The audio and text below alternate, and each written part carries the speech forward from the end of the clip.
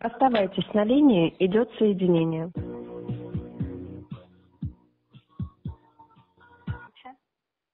Здравствуйте. Это компания «Велестон», сектор привела Полина Петровна. Наш разговор записывается. Ирина Александровна, кем вам приходится? Да, слушаю вас. Дату рождения озвучите мне? 16 сентября. Год рождения. Давайте сначала определимся, с какой организацией вы звоните. Давайте. Вы думаете, я не понимаю, с кем я разговариваю? Мужчина, хватит общаться с сарказмом. Вы Ирине Александровне. Передайте, пожалуйста, наш контактный номер телефона. Номер отображен на экране. А если данный человек с нами сегодня до 20:00 по московскому времени не выходит на связь, благодаря вам, мужчина, мы направим инспектора, возможно, и участкового.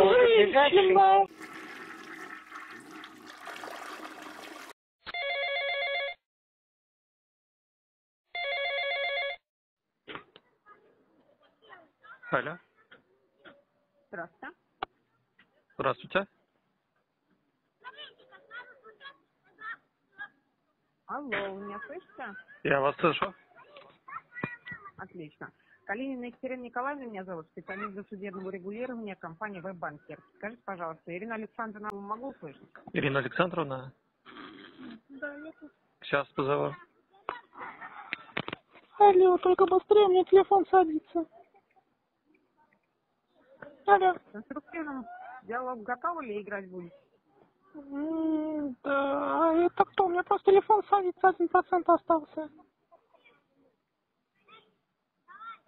Я в это должна поверить сейчас? А это кто? Компания «Веб-банкер», специалист досудебного регулирования, Калинина Екатерина Николаевна. Я поняла. К диалогу пригласите? Я поняла, это я. Я вас слушаю. Полностью представьте, фамилию, имя, дату рождения. Ирина Александровна, 16 сентября 96-го года. Что с голосом у вас, Ирина Александровна? Простыла. Ну, по поводу вашего займа, который оформляете в феврале, по итогу 7-й день просрочки. Почему долг не оплачиваете? Данный вопрос решается. Каким образом решаете? Ну, а какое-то отношение имеет к делу. Он решается, вы к этому... Ирина Александровна, не нужно обманывать. Ничего у вас не решается. Если вы сейчас говорите мне про процедуру банкротства, то у вас все встало на стопе. Они с вами решают. Да, ну, и какие ко мне вопросы? Вы не признаны. Вы не банкрот. Ирина Александровна, не нужно сейчас с этим прикрываться. Вы обязаны платить. Девушка, вам еще раз повторяю, данный вопрос решается. И не надо меня беспокоить. Не надо меня беспокоить. Компания самостоятельно примет решение по дальнейшему взаимодействию. И ваши пожелания учитываться не будут. Почему это не будут? Потому что не будут. А как-то? Долг на сегодняшний день у вас 17 270 рублей.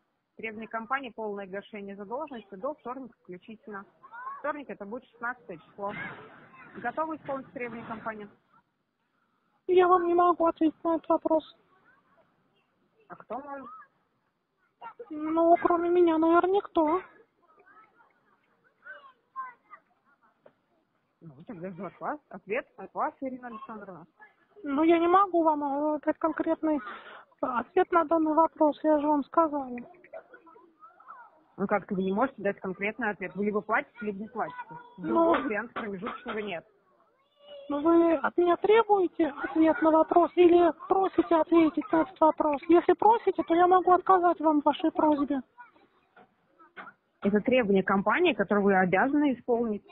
Ну, а где это требование? Отказываться от исполнения обязательств в одностороннем порядке наказывается законом. Я в курсе. Статья Гражданского кодекса Российской Федерации. Отлично, что вы знаете. Я в курсе, я читала, да. Благо умею читать. Отлично. Что с оплатой? Ну, я же вам говорю, вопрос решается. Он не решается у вас, вы зачем меня обманываете? Он решается, девушка, не спорьте со мной. Не надо со мной спорить. Что значит не спорьте со мной? Ирина Александровна, вас никто банкротом не признал. Никто с вас долговых обязательств не снял. Поэтому вы обязаны исполнять обязательства. Я То, что вы говорите, решаю мешается и не этот оплачиваете. вопрос. Не надо на меня воздействовать. Никто не воздействует. Не надо на меня давить психологически. Кто на вас дает психологически? Ну вы на меня давите.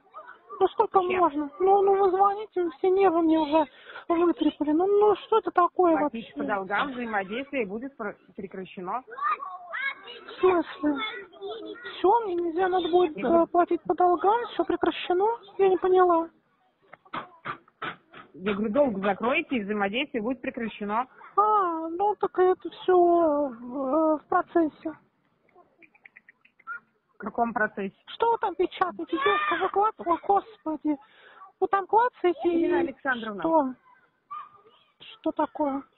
На текущий момент сейчас 7 день просрочки. Компания вправе рассмотреть варианты вступить в требования в коллекторское агентство. В таком случае ваше дело будет продано на аукционе абсолютно в любое коллекторское агентство по вашему месту жительства.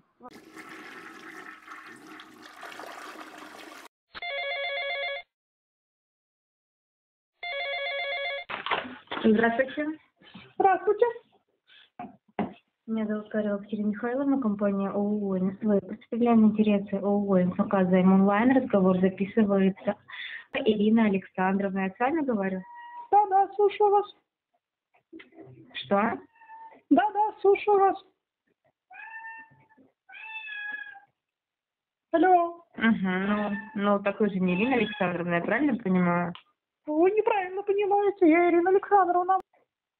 Слушаю вас. К телефону пригласите, пожалуйста. Слушаю вас, девушка. Говорите, что хотели. Цель вашего звонка. Цель вашего звонка. Ожидайте следующего звонка. Всего доброго. Нет, не надо, я не хочу следующего ожидать. Сейчас говорите, зачем звоните мне?